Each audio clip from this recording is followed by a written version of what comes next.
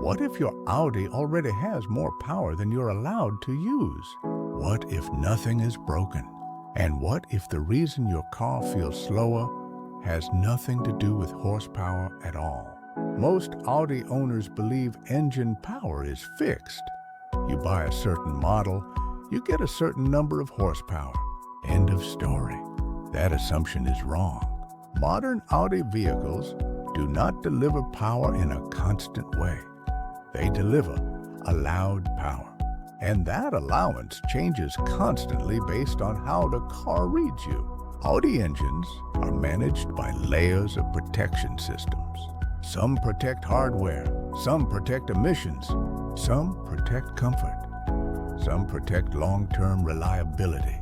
Together, these systems decide how much torque and power you actually receive at any given moment. This is why two identical Audi cars can feel completely different. Same engine, same mileage, same conditions. But one feels sharp and eager. The other feels flat and delayed. Nothing is broken. Nothing is missing. The car is simply holding back. Audi does this intentionally. If the system detects patterns associated with short trips, light throttle usage, or frequent cold starts, it reduces how aggressively power is delivered, not with warning lights, not with error messages, just with behavior. Throttle response becomes softer. Torque arrives later. Boost builds more slowly. The engine feels quieter and calmer.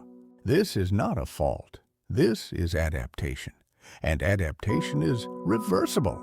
That's the most important thing to understand before we go any further. You are not adding power. You are removing invisible limits. Before we reveal how this works, this is the moment most people skip, but shouldn't. If you drive an Audi and want to understand how to unlock the performance you already paid for, make sure you are subscribed. This channel exists to explain what Audi systems actually do in real life, not what brochures claim. In the next part, we'll expose the first secret, the one that controls torque delivery and decides whether your Audi feels powerful or restrained. Audi does not give you full torque every time you press the accelerator, even in dynamic mode. Why? Because torque is what breaks drivetrains, not horsepower. Audi limits torque delivery dynamically based on how the car believes it is being driven over time. If the system learns that you usually drive gently, short distances, low throttle, stop and go traffic, it lowers the torque request curve, even when you suddenly ask for more. That's why some Audis feel delayed. You press the pedal and nothing happens immediately. The system is not slow. It is cautious. Here's the key point. This limit is learned, not permanent. Audi allows torque to increase when the system is confident conditions are safe. That confidence comes from consistent throttle application, steady load, progressive acceleration, proper drivetrain warm-up. When these conditions are met repeatedly, the ECU raises torque availability. Throttle response sharpens. Acceleration feels immediate. The car suddenly feels lighter and stronger. No tuning, no coating, no tools, just correct interaction. The mistake most drivers make is jumping straight to aggressive inputs. That does the opposite. It triggers protection. What actually works is controlled demand, manual mode, higher gear selection, progressive throttle, sustained pull. This tells the system the drivetrain is stable and torque limits relax. The result is dramatic, not on a dyno, but in real driving. The car feels stronger.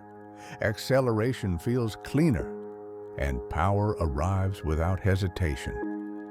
This is why some owners swear their Audi woke up after a long drive. It didn't gain horsepower, it stopped hiding it. In the next part, we reveal the second secret, the one that quietly kills power when your Audi is under electrical or thermal stress. Most Audi owners assume that performance gains always come from expensive hardware or risky tuning.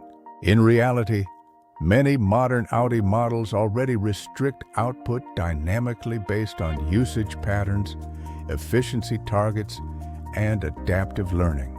This means that two simple adjustments, when done correctly, can dramatically change how the car responds without adding stress or reducing reliability. The first adjustment happens inside the driving profile system. Audi's ECU constantly balances throttle sensitivity, torque delivery, and gearbox behavior. In default modes, the system prioritizes smoothness and efficiency over immediacy. By intentionally resetting and reteaching the drive mode behavior, you interrupt this conservative learning loop. The result is not more peak horsepower on paper, but faster access to available torque and reduced throttle delay. This adjustment works because the ECU adapts to patterns. Short trips, gentle inputs, and traffic-heavy driving train the system to soften responses. When you change how the system interprets your inputs consistently and intentionally, it stops limiting torque as aggressively. Many drivers notice sharper acceleration, quicker downshifts, and less hesitation when exiting corners or merging. The second adjustment happens through the vehicle's management interfaces. Certain factory settings prioritize thermal protection and component longevity under worst-case assumptions. These assumptions are conservative by design. By optimizing how auxiliary systems behave, especially those related to electrical load and engine warm-up, you reduce unnecessary compensation strategies. This is critical because compensation is what steals performance. When the system anticipates inefficiency, it limits output preemptively. Reducing that inefficiency doesn't increase stress. It removes artificial restriction. That's why these changes feel like free power. You're not forcing the engine to do more. You're allowing it to do what it was already designed to do. Importantly, these adjustments are reversible and measurable. Owners often report improved throttle linearity, smoother power delivery, and more consistent behavior across different driving conditions. Fuel economy often remains stable or even improves because the engine spends less time correcting itself. This is not tuning. There's no flashing, no rewriting maps, no pushing limits. It's alignment, aligning how the car thinks with how it's actually being used. When the system stops fighting your inputs, performance naturally improves. What makes these two adjustments especially powerful is not the immediate improvement, it's how they protect performance long-term. Most performance loss in modern Audi vehicles doesn't happen suddenly. It accumulates quietly through adaptive limitations that owners never notice until the car feels dull or unresponsive. Adaptive systems are designed to protect components under uncertain conditions. When the system detects patterns that might increase stress, even if they don't, it compensates by limiting output, altering throttle curves, and delaying response. Over months and years, this becomes the new normal. By correcting the inputs that trigger these compensations, you stabilize the system. The ECU stops preparing for problems that aren't actually happening. That's why drivers often report fewer warning messages, less inconsistent behavior, and more predictable response after applying these changes consistently. Another overlooked benefit is thermal stability. When auxiliary systems operate more efficiently, the engine reaches optimal conditions faster and stays there longer. This reduces heat cycling, minimizes unnecessary electrical draw, and keeps the ECU from entering protective modes prematurely. All of this supports sustained performance rather than short bursts followed by restriction. Crucially, these adjustments don't rely on aggressive driving.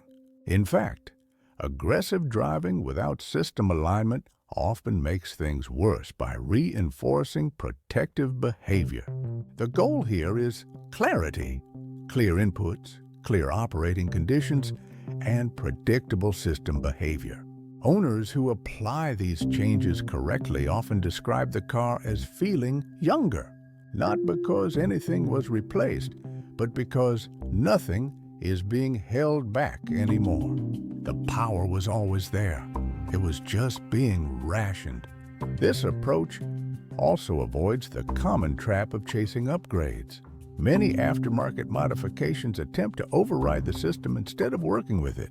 That creates conflict, and conflict triggers more compensation. By contrast, these changes reduce conflict. The system works with you instead of against you. In the long run, this means fewer surprises, fewer unnecessary repairs, and a car that continues to perform the way it should, even with daily driving, traffic, and short trips. It's not a hack. It's understanding how modern Audi systems actually think.